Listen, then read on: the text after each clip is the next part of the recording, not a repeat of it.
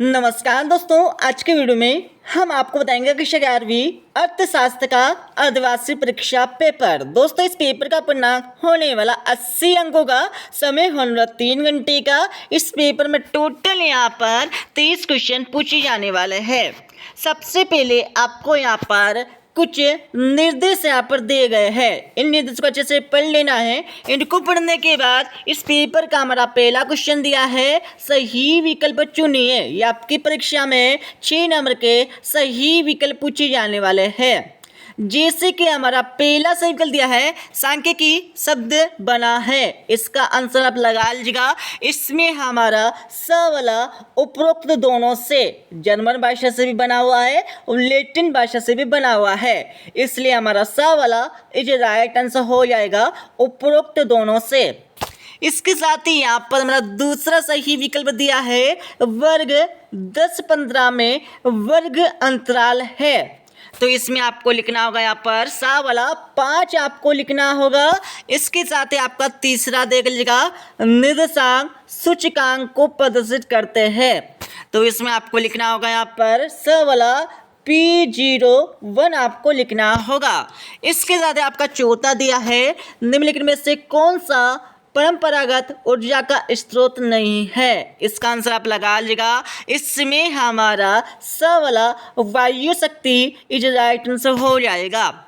इसके साथ ही यहाँ पर हमारा पांचवा सही विकल्प दिया है, नीति आयोग का गठन किया गया। तो कब किया गया था, इसका आंसर आप लगा लीजिएगा। इसमें हमारा ब वाला 1 जनवरी 2015 इज राइट आंसर हो जाएगा।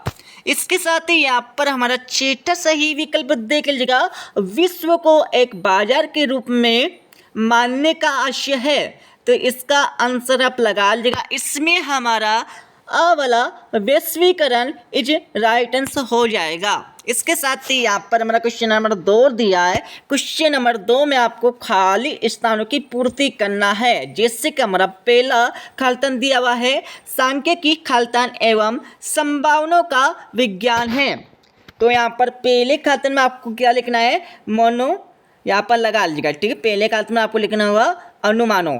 क्या लिखना है इसमें, आपको अनुमानो। आपको पहले खालिस्तान का आंसर लगाना होगा। इसके साथ ही यहाँ पर हमारा दूसरा खालिस्तान दिया हुआ है, 3 माध्य का -2 माध्य इक्वल टू क्या होता है। तो आप सभी ने इसका आंसर तो पढ़ा होगा। ठीक है, ये सूत्र भी आपको ने पढ़ा होगा।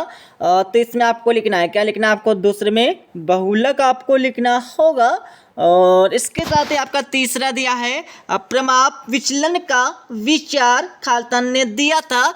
तो तीसरे खालिस्तान में आपको क्या लगाना है, यहाँ पर लिख लीजिएगा। तीसरे खालिस्तान में आपको लिखना है कार्ल पियर्सन।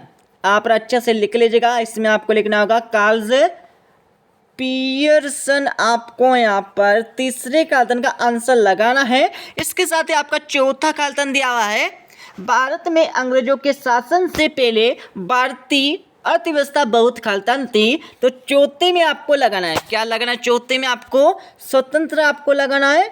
अच्छे से लगा लीजिएगा। इसके साथ ही आपका पांचवा खालिस्तान दिया हुआ है, आर्थिक नियोजन के लिए एक खालिस्तान सत्ता का होना आवश्यक है। तो पांचवी खालिस्तान में आपको लिखना है, क्या लिखना है, केंद्रीय नियोजन। तो पांचवी खालिस्तान में आपको क्या लिखना है, केंद्रीय नियोजन आपको लिखना होगा। ठीक है, अच्छे से लिख लीजिएगा।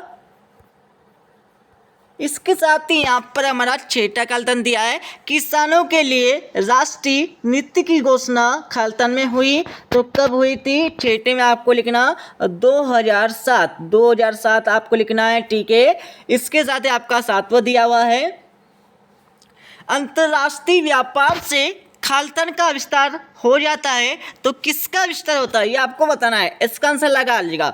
इसमें आपको लिखना है यहाँ पर सबसे पहले वस्तुओं, यहाँ पर अच्छे से लिखिए। ठीक है, वस्तुओं तथा सेवाओं आपको लिखना है। ठीक है, यहाँ पर 7वें में आपको लिखना होगा, वस्तुओं तथा सेवाओं का विस्तार हो जाता है।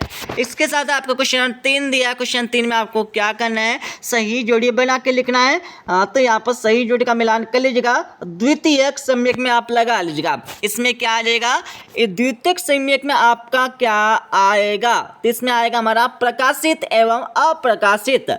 आयत वर्ग चित्र में आपको लगाना होगा विभाजित। अब किरण में आपको लगाना है, क्या लिखना है, इसमें बाहुल्य लगाना है। अंतर कोटि रीति में आपको क्या लगाना है, तो चौथे में आपको लगाना है पर स्पीयर, मेन आपको लगाना है। और उपनिपेक्ष बाद में आपको लगाना है, क्या लगाना है इसमें आपको, तो पांचवी में आपको आर्थिक शोषण लगाना है। और छठा आपका बचा हुआ है, इसमें आपको बागवानी या पशुपालन आपको लगाना होगा। इसके साथ ही यहाँ पर हमारा क्वेश्चन 4 दिया हुआ है। क्वेश्चन 4 में आपको सत्य और असत्य बताना है। जैसे कि हमारा पहला दिया हुआ है, प्रश्नावली के अंतर्गत प्रश्नों के उत्तर सूचक स्वयं देता है, बिल्कुल सत्य हो जाएगा। दूसरा आपका दिया है, वर्गीकरण तथा सारणीयन के क्रम में अंतर होता है, बिल्कुल सत्य हो जाएगा। तीसरा आपका दिया है, माध्य का चित्रमय प्रदर्शन संभव है, तो तीसरा हो जाएगा आपका सत्य हो जाएगा। इसके साथ आपका चौथा दिया है, सहसंबंध गुणांक सदैव 1 तथा 2 के मध्य होता है, बिल्कुल नहीं होता दोस्तों, यहाँ पर -1 तथा +1 के मध्य होता है, तो ये हमारा असत्य हो जाएगा। और पांचवा आपका दिया है, हरित क्रांति का संबंध दूध उत्पादन से, बिल्कुल नहीं है, फसल उत्पादन से होता है हरित क्रांति का संबंध, ठीक है, तो ये हमारा हो जाएगा असत्य हो जाएगा। और छठा आपका दिया है, नई व्यापार नीति की घोषणा 1991 में की गई थी, बिल्कुल सत्य हो जाएगा। इसके साथ ही यहाँ पर हमारा क्वेश्चन 5 दिया है। क्वेश्चन नंबर 5 में आपको क्या करना है, इस क्वेश्चन में आपको यहाँ पर एक शब्द अथवा एक शब्द में आपको उत्तर देना है। जैसे कि हमारा पहला दिया है, समग्र में से छोटी छाटी हुई इकाइयों को क्या कहते हैं, तो इसमें आपको लिखना है, ठीक है, यहाँ पर लिख लीजिए। पहले में आपको लगाना है यहाँ पर प्रतिनिधि, पहला आपको लिखना होगा यहाँ पर प्रतिनिधि इकाई होगा, ठीक है। और दूसरा आपका लगाना है यहाँ पर प्रतिदर्श, प्रतिदर्श आपको लिखना है। और उसके साथ ही आपको एक और लिख सकते हैं आप, नमूने या वानगी, ठीक है, तो यहाँ पर आप एक और लिख सकते हैं इसमें, नमूना तथा वानगी। उसके साथ ही यहाँ पर दूसरा दिया हुआ है, जिसमें आपको माध्य का मूल्य क्या होगा ये आपको ज्ञात करना है। दोस्तों इसका आंसर आपको स्वयं देख लेना है, ठीक है। और तीसरा आपका दिया है, प्रमाप विचलन का विस्तार किसने दिया, तो इसका आंसर हमने पहले बता दिया था, तो इसमें आपको लिखना है कार्ल पियर्सन, क्या लिखना है इसमें आपको, कार्ल पियर्सन आपको लिखना होगा। इसके साथ ही आपका चौथा दिया है, आर्थिक बैरोमीटर किसे कहते हैं, तो इसका आंसर आपको स्वयं पढ़ लेना है, ठीक है, आपको परिभाषा लिखना होगा। और पांचवा आपका दिया है, व्यापार का क्या प्रमुख उद्देश्य होता है, क्या प्रमुख उद्देश्य होता है, तो इसका आंसर भी आपको स्वयं पढ़ लेना होगा। और उसके बाद यहाँ पर हमारा छठा दिया, नाबार्ड की स्थापना कब हुई, तो नाबार्ड की स्थापना कब हुई थी, छठे में आपको लगाना है 12 जुलाई 1982, यहाँ पर लिख लीजिएगा 12 जुलाई 1982 इज करेक्ट आंसर हो जाएगा छठे का आंसर। इसके साथ ही आपका सातवां दिया है, भारत में किस प्रकार की अर्थव्यवस्था को स्वीकारा गया है, तो सातवें का आंसर लगा लीजिएगा। सातवें में आपको लगाना होगा मिश्रित, क्या लगाना, मिश्रित अर्थव्यवस्था। इसके साथ ही यहाँ पर हमारा छठा क्वेश्चन दिया है, समयांक से क्या से अथवा क्वेश्चन आपका दिया है, प्राथमिक समयांक किसे कहते हैं।